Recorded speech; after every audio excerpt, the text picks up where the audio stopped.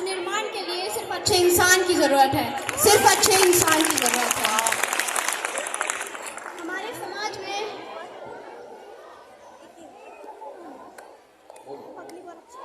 हमारे समाज में मुझे एक शैक्षिक बीमारी भी नजर आती है और बड़े ही आश्चर्य की बात है, जिस देश ने पूरी दुनिया को तक्षशिला और नालंदा देकर विश्वविद्यालय शिक्षा की बुनियाद रखी, आज विश्व के 100 सर्वश्रेष्ठ विश्वविद्यालयों में हमारा एक भी विश्वविद्यालय खड़ा नहीं हो पाता है।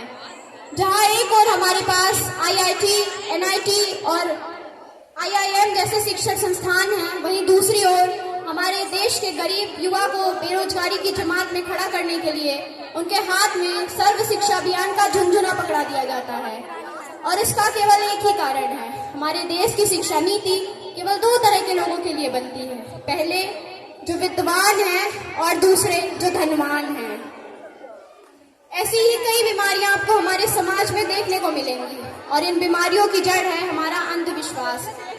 जब तक हमारे देश का युवा मंदिरों में जा जाकर नारियल फोड़ फोड़ कर भगवान को रिश्वत लगाता रहेगा, हमारे देश का शिक्षित वर्ग ही बिल्ली के रास्ता काटने पर खड़े हो जाना, अपनी जाति अपने धर्म को ऊंचा मानकर दूसरों की जाति की धर्म की अवहेलना करता रहेगा, तब तक ना तो हमारा राष्ट्र निर्माण हो पाएगा, ना तो हमारे देश से अंधविश्वास जाएगा।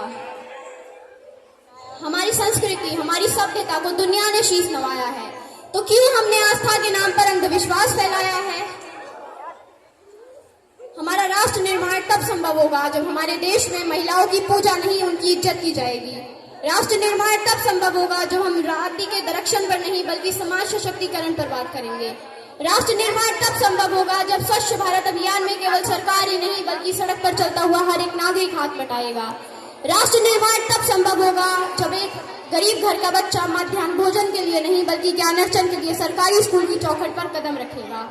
और हमारा राष्ट्र निर्माण तब तक संभव नहीं होगा जब तक एक नागरिक नैतिक रूप से सदीन, चारित्रिक रूप से भ्रष्ट, मानसिक रूप से दिवालिया, धार्मिक रूप से अंधा, राजनैतिक रूप से गंदा, स्वैच्छिक मान मूल्यों के आंकड़ों में चिन्ह चिन्ह पैपंडमय अखंड भारत को खंड खंड करता रहेगा, तब तक हमारा राष्ट्र निर्माण संभव नहीं होगा। बड़ी बड़ी बातें नहीं, छोटी छोटी कोशिशें करनी होंगी, क्योंकि ठोकरें हमें पत्थरों से नहीं पहाड़ों से लगा करती हैं। I, being an Indian, I, being a student, I, being a simple daughter of this motherland, to feel proud to be an Indian. Thank you. Very good. Thank you very much. और आपने देखा कि पूरे भारत का सचित्र वर्णन एकदम आपके सामने